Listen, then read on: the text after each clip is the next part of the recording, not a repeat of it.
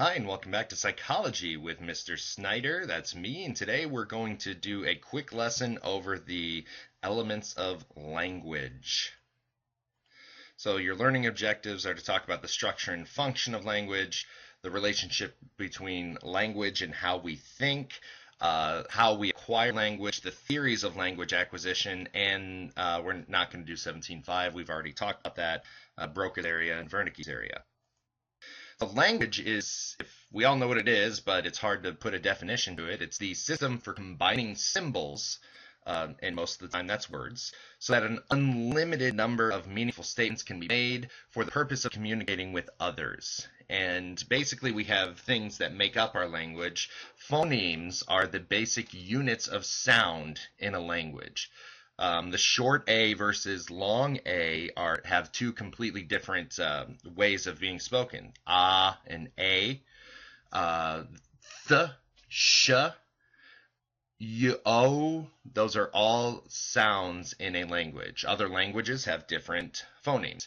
Morphemes, however, are the smallest units of meaning within a language. So play has a meaning.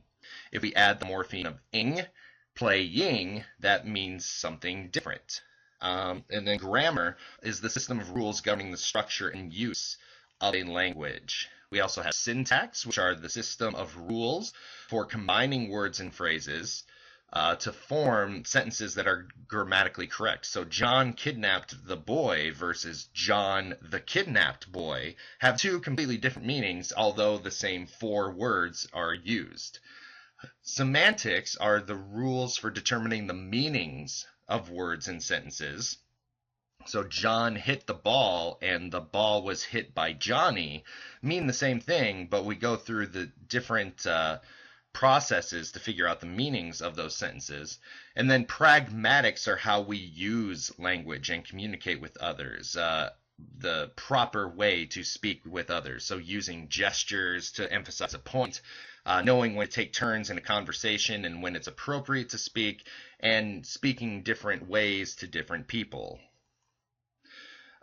We've talked about Jean Piaget and Lev Vygotsky, and they had two very different views of language and thought.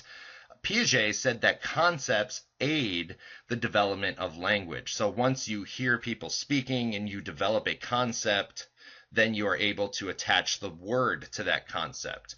Vygotsky said the exact opposite, and most psychologists tend to agree with Vygotsky in this. They believe that language aids the development of concepts. So once a child learns the word mama, they are able to then attach meanings and concepts of what it means to be mama, like safety, food, comfort, things like that. The linguistic relativity hypothesis goes along with this. Thought processes and concepts are controlled by language. We can't think outside of how we communicate and how we, the concepts that we know that are controlled by our language.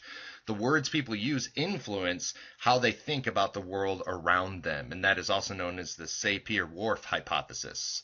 And then there's also a sense of cognitive universalism. This is another theory saying that concepts are universal.